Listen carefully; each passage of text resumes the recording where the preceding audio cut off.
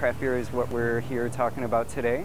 We've got a fantastic selection of over, I think, roughly 100 or so different craft beers, all made in the United States, heavily influenced, focused on Midwestern beers. So we've got some great stuff made from in and around Chicago, as well as our neighbors over in Michigan and Indiana. So I'll be taking you through a few different kind of styles, some of my favorites, and get on in. Good segue from Miller and Budweiser would be a wonderful lager such as the Crankshaft Kolsch, which is a Kolsch-style Pilsner from our buddies over at Metropolitan Brewing Company, located right up in Chicago proper. What's really cool about Metropolitan Brewery is that they are a brewery that specializes in lager styles. A lot of the craft breweries in the United States tend to focus more on bigger, fuller flavored, fuller bodied ales. And that can be a big shock to the average American palate.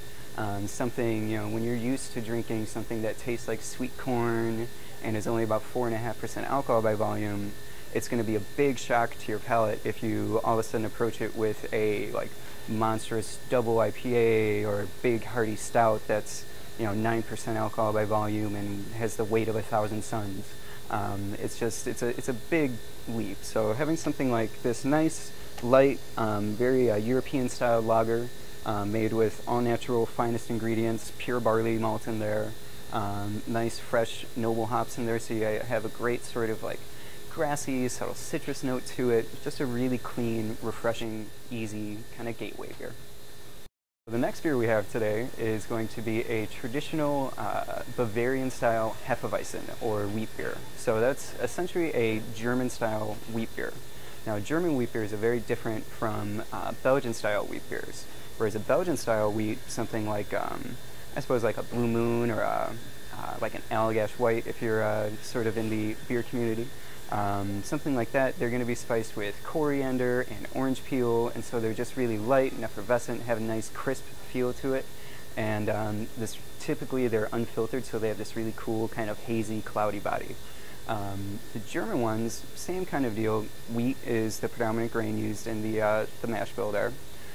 But instead of adding spices to it, the particular yeast strain that they use has this great sort of clovey, banana bread sort of quality to it. And it just works really well with the grains.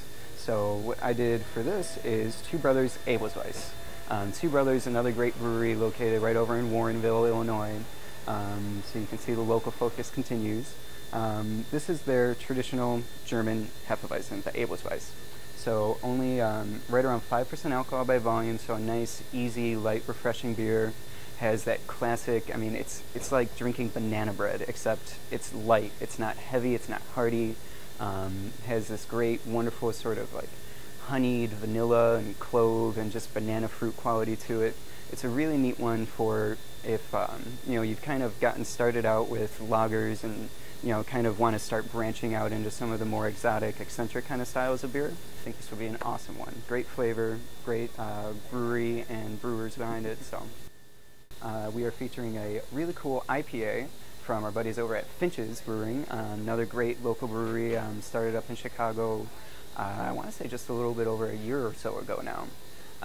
They have been doing a really cool canning line, so they've got their 4-pack Tallboy cans available, which nobody doesn't love a Tallboy, has always been my statement. But the beer itself inside is really neat.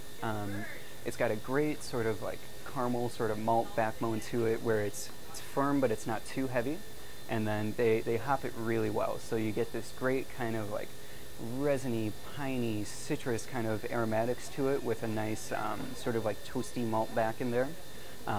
Wonderfully balanced, yet leaning more towards the bitter side in terms of flavor.